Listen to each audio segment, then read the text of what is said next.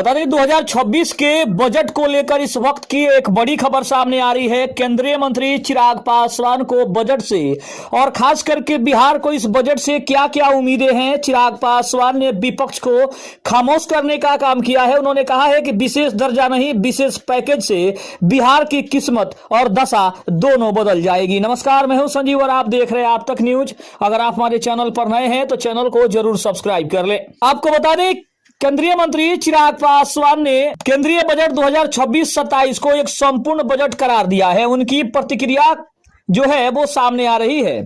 चिराग पासवान के अनुसार इस बजट में समाज के हर वर्ग, विशेषकर महिला, युवा और किसान और हर क्षेत्र का ध्यान रखा गया है। उन्होंने इसे अमीर और गरीब के बीच की दूरी कम करने वाला बजट भी बता रहे हैं। उन्होंने कहा कि एक बिहारी होने के नाते उन्होंने प्रसन्नता व्यक्त की कि बजट में बिहार के इंफ्रास्ट्रक्चर, ग्रीनफील्ड हवाई अड्डों और आईआईटी के विस्तार पर विशेष जोर दिया जाएगा, ऐसी हमें उम्मीद है। उन्होंने बिहार में मखाना बोर्ड के गठन और उनके मंत्रालय के तहत एक नया निफ्टम संस्थान खोलने के निर्णय आने का भी उन्होंने स्वागत किया है और कहा है कि हमें उम्मीद है कि इन सभी चीजों पर इस बजट में विशेष ध्यान रखा जाएगा। साथ ही साथ उन्होंने कहा कि वैश्विक विपरीत परिस्थितियों के बावजूद यह बजट भारत को एक तेजी से बढ़ती अर्थव्यवस्था बनाने और विकसित भारत 2027 के लक्ष्य को प्राप्त करने की दिशा में एक मजबूत आधार तैयार करेगा। चिराग पासवान ने इनकम टैक्स स्लैब में भी किए गए बदलाव की सराहना किया है और उन्होंने कहा है कि इससे मध्यम वर्ग के पास अधिक बचत होने की संभावना बढ़ जाएगी।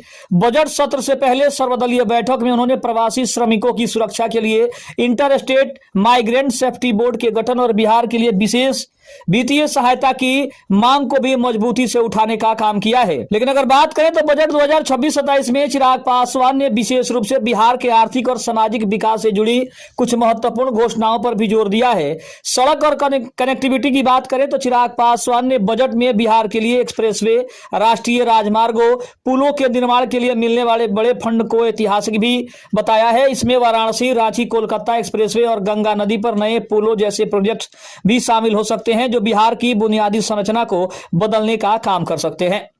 मिथिलांचल के लिए पश्चिमी कोसी नहर परियोजना, उन्होंने विशेष रूप से पश्चिमी कोसी नहर परियोजना के लिए मिलने वाले वित्तीय सहयोग की भी सराहना की है। इसमें मिथिलांचल क्षेत्र के लगभग 50,000 हेक्टेयर खेत सिंचित होंगे, जिससे क्षेत्रीय कृषि उत्पादकता में सुधार होगा।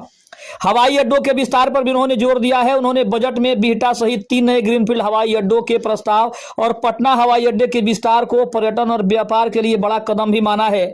खाद्य प्रसंस्करण उद्योग मंत्री होने के नाते उन्होंने बिहार में नए निफ्टम संस्थान और मखाना बोर्ड के गठन को राज्य के युवाओं के लिए रोजगार के नए अवसर के रूप में देखा है। चिराग पासवान का भी ये मानना है कि राज्य के लिए विशेष दर्जा मांगने की राजनीति के बजाय केंद्र से मिलने वाले विशेष वित्तीय पैकेज पर अगर ध्यान केंद्रित किया जाए तो इसका परिणाम और अच्छा हो सकता है। दूसरी तरफ देखा जाए तो चिराग ने यह भी कहा है कि इस बजट से बिहार को सबसे ज्यादा उम्मीदें हैं और हम उम्मीद करते हैं कि जब निर्मला सीतारमण जो वित्त मंत्री हैं, जब वो बजट पेश करेंगी तो इन सभी बातों का उसमें ध्यान रखा जाएगा और बिहार को विशेष राज्य का दर्जा मिले ना मिले, विशेष पैकेज अगर बिहार को मिले तो बिहार काफी समृद्ध हो सकता है और काफी विकास भी कर सकता है।